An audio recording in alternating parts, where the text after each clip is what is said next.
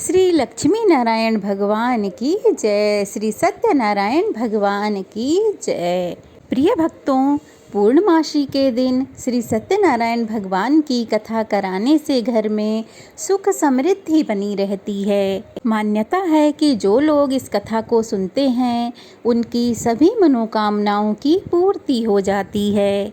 इस दिन व्रत रखने से सभी दुख और दरिद्रता का नाश होता है। इसलिए आज के इस वीडियो में आपको सुना रहे हैं सभी दुखों का नाश करने वाली और सभी मनोकामनाओं को पूर्ण करने वाली श्री सत्यनारायण भगवान की कथा। आप सभी भक्त अपनी अपनी मनोकामना मन में रखकर आज इस कथा को पूरा अवश्य सुनिएगा। तो चलिए भगवान श्री गणेश का नाम लेकर कथा का शुभ आरंभ करते हैं। प्रेम से बोलो विघ्नहर्ता भगवान गणेश की जय। श्री लक्ष्मी नारायण भगवान की जय। श्री सत्यनारायण भगवान की जय। एक समय की बात है, नैमिषारण्य तीर्थ में सौनकादिक 88,000 ऋषियों ने श्री सूत जी महाराज से पूछा, हे प्रभु, इस कलयुग में वेद विद्या रहित मनुष्यों को प्रभु शक्ति किस प्रकार से मिल सकती है तथा उनका उद्धार कैसे होगा।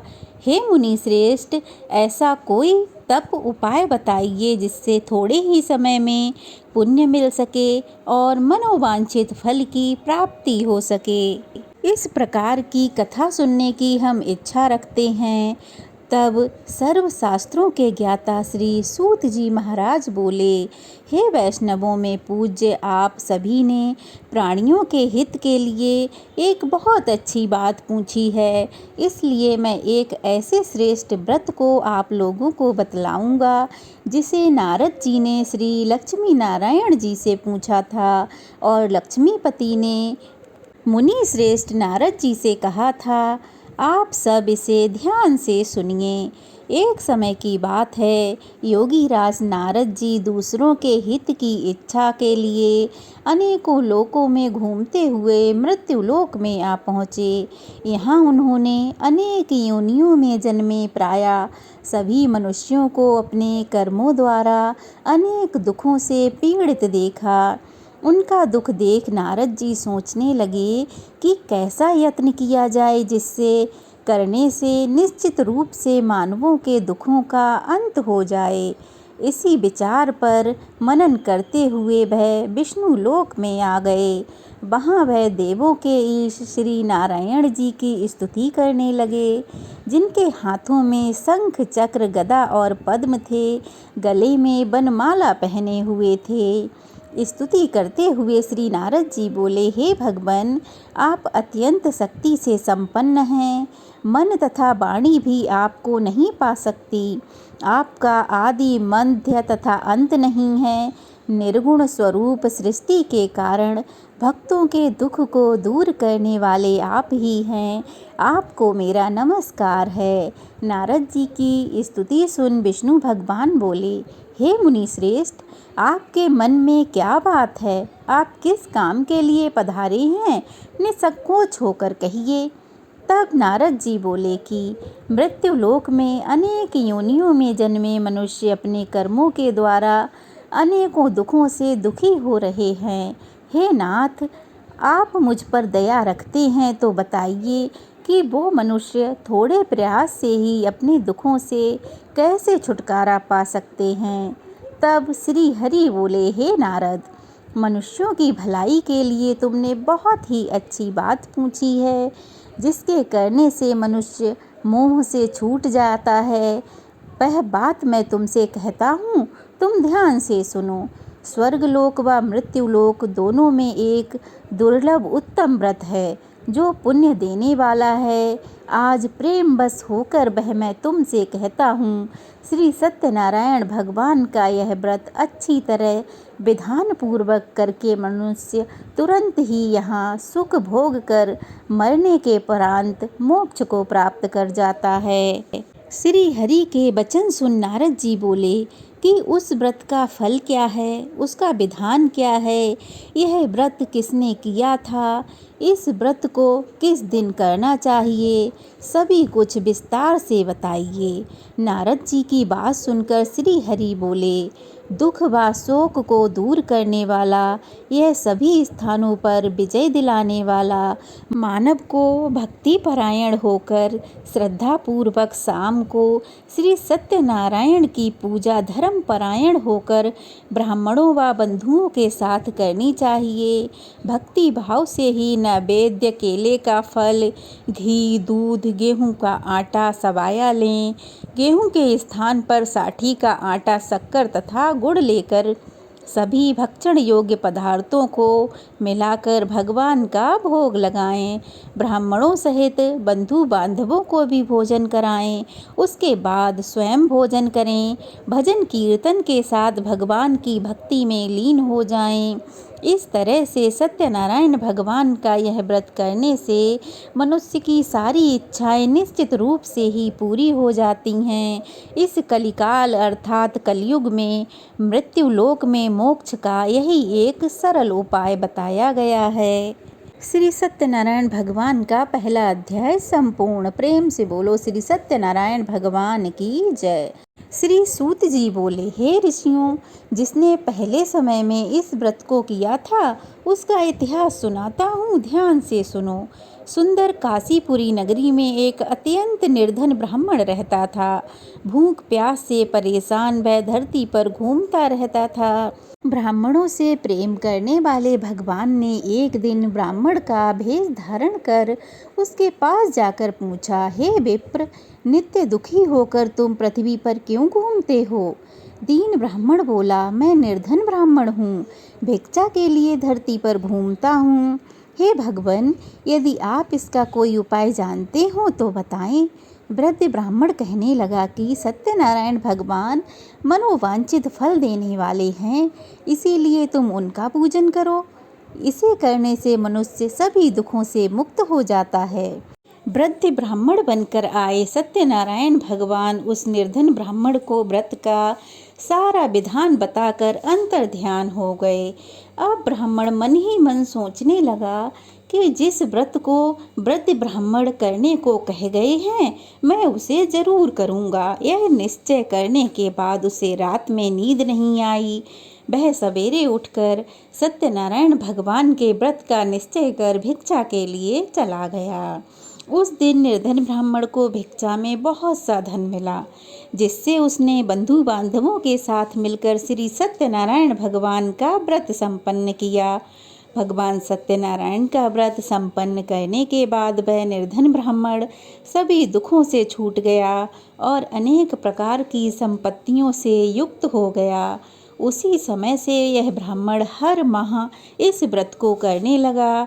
इस तरह से सत्यनारायण भगवान के व्रत को जो भी मनुष्य करेगा वह सभी पापों से छूटकर मोक्ष को प्राप्त होगा। जो मनुष्य इस व्रत को करेगा वह सभी दुखों से मुक्त हो जाएगा। श्री सूत जी बोले, इस तरह से नारद जी से नारायण जी का कहा हुआ श्री सत्यनारायण का व्रत मैंने तुमसे कहा।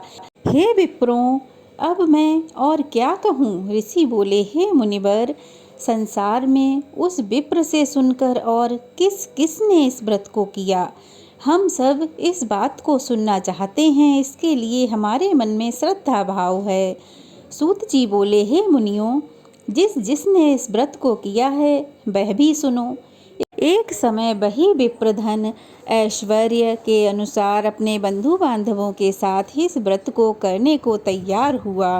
उसी समय एक लकड़ी बेचने वाला बूढ़ा आदमी आया और लकड़ियां बाहर रखकर अंदर ब्राह्मण के घर में गया। प्यास से दुखी वह लकड़ारा उनको व्रत करता देख विप्र को नमस्कार कर पूछने लगा कि आप यह क्या कर रहे हैं? तब उन्होंने बताया कि मैं व्रत कर रहा हूँ। तो उसने पूछा, इसे करने से क्या फल मिलेगा, कृपया मुझे भी बताइए।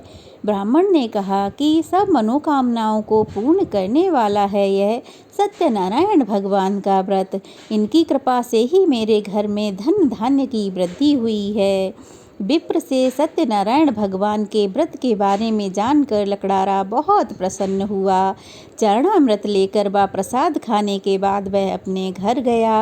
लकड़ारे ने मन में संकल्प किया कि आज लकड़ी बेचने से जो भी धन मिलेगा उससे मैं श्री सत्यनारायण भगवान का उत्तम व्रत करूँगा। मन में इस तरह का विचार कर वह बूढ़ा आदमी सिर पर लकड़ियाँ रख उस नगर में बेचने गया जहाँ पर धनी लोग रहते थे। उस नगर में उसे लकड़ियों के दाम पहले से 4 गुना अधिक मिले। बूढ़ा बहुत प्रसन्न हुआ। प्रसन्नता के साथ दाम लेकर केले, शक्कर, घी, दूध, दही, गेहूं का आटा सब कुछ ले आया और सत्यनारायण भगवान के व्रत की अन्य सामग्री लेकर अपने घर गया। वहां उसने अपने बंधु बांधवों को बुलाकर विधि विधान से सत्यनारायण भगवान का व्रत पूजन किया। इस व्रत के प्रभाव से वह बूढ़ा लकड़ारा धन, पुत्र आदि से युक्त होकर संसार के समस्त सुखों को भोग कर अंत में वैकुंठ धाम को चला गया। श्री सत्यनारायण भगवान की जय। दूसरा अध्याय समाप्त। श्री सूत जी बोले, हे श्रेष्ठ मुनियों, अब आगे की कथा कहता हूँ। पहले समय में उल्कामुख नाम का एक बुद्धिमान राजा था। वह सत्य वक्ता और जितेंद्रिय था। प्रतिदिन देव स्थानों पर जाता और निर्धनों को धन देकर उनके कष्ट दूर करता था। उसकी पत्नी कमल के समान मुख वाली तथा सती साध्वी थी। भद्रशिला नदी के तट पर उन दोनों ने श्री सत्यनारायण भगवान का व्रत किया। उसी समय साधु राम का एक वैश्य आया। उसके पास व्यापार करने के लिए बहुत सा धन भी था। राजा को व्रत करते हुए देखकर विनय के साथ पूछने लगा, हे राजन, भक्ति भाव से पूर्ण होकर आप यह क्या कर रहे हैं? मैं सुनने की इच्छा रखता हूँ, आप मुझे भी बताइए। राजा बोला, हे साधु, मैं अपने बंधु बांधवों के साथ पुत्र आदि की प्राप्ति के लिए महाशक्तिमान श्री सत्यनारायण भगवान का व्रत पूजन कर रहा हूँ। राजा के वचन सुनकर साधु आदर से बोला, हे राजन, मुझे इस व्रत का सारा विधान कहिए। आपके कथन अनुसार मैं भी इस व्रत को करूँगा। मेरी भी संतान नहीं है और इस व्रत को करने से निश्चित रूप से मुझे संतान की प्राप्ति होगी। राजा से व्रत का सारा विधान सुनकर व्यापार से निवृत्त होकर वह अपने घर गया। साधु वैश्य अपनी पत्नी को संतान देने वाले इस व्रत का वर्णन कह के सुनाने लगा और कहा कि जब मेरी संतान होगी तब मैं भी इस व्रत को करूँगा। साधु ने इस तरह के वचन अपनी पत्नी लीलावती से कहे। एक दिन लीलावती पति के साथ आनंदित हो सांसारिक धर्म से प्रवृत्त होकर सत्यनारायण भगवान की कृपा से गर्भवती हो गई। 10वें महीने में उसके गर्भ से एक सुंदर कन्या ने जन्म लिया। दिनों दिन वह कन्या ऐसे बढ़ने लगी जैसे शुक्ल पक्ष का चंद्रमा बढ़ता है। माता पिता ने अपनी कन्या का नाम कलावती रखा।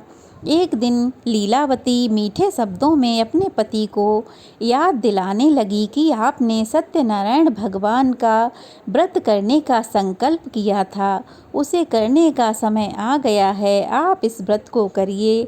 साधु बोला, हे प्रिय, इस व्रत को मैं अपनी कन्या के विवाह पर करूँगा। इस प्रकार अपनी पत्नी को आश्वासन देकर वह नगर को चला गया। कलावती पिता के घर में रहकर वृद्धि को प्राप्त होने लगी। साधु ने एक बार नगर में अपनी कन्या को सखियों के साथ खेलते हुए देखा। तुरंत ही उसने दूत बुलवाया और कहा, मेरी कन्या के योग्य वर देख कर आओ। साधु की बात सुनकर दूत कंचन नगर में पहुंचा और वहां देखभाल कर लड़की के सुयोग्य बड़िक पुत्र को ले आया। सुयोग्य लड़की को देखकर साधु ने बंधु बांधवों को बुलाकर अपनी पुत्री का विवाह करा दिया। लेकिन दुर्भाग्य की बात ये कि साधु ने अभी भी श्री सत्यनारायण भगवान का व्रत नहीं किया। इस पर श्री सत्यनारायण भगवान क्रोधित हुए और श्राप दिया कि साधु को अत्यंत दुख मिले। अपने कार्य में कुशल साधु बनिया जमाई को लेकर समुद्र के पास स्थित रत्न सागर नगर में गया। वहां जाकर दामाद ससुर दोनों मिलकर चंद्रकेतु राजा के नगर में व्यापार करने लगे।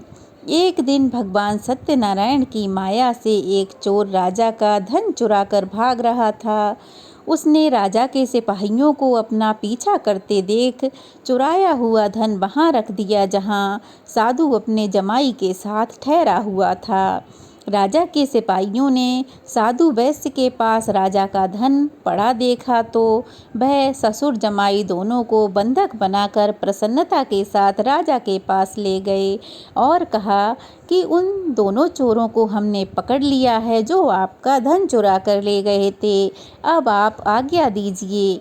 राजा की आज्ञा से उन दोनों को कठिन कारावास में डाल दिया गया और उनका सारा धन भी छीन लिया गया। श्री सत्यनारायण भगवान के श्राप से साधु की पत्नी भी बहुत दुखी हुई। घर में जो धन रखा था उसे चोर चुरा ले गए।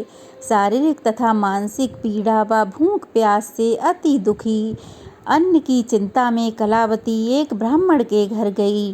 वहाँ उसने श्री सत्यनारायण भगवान का व्रत होते देखा।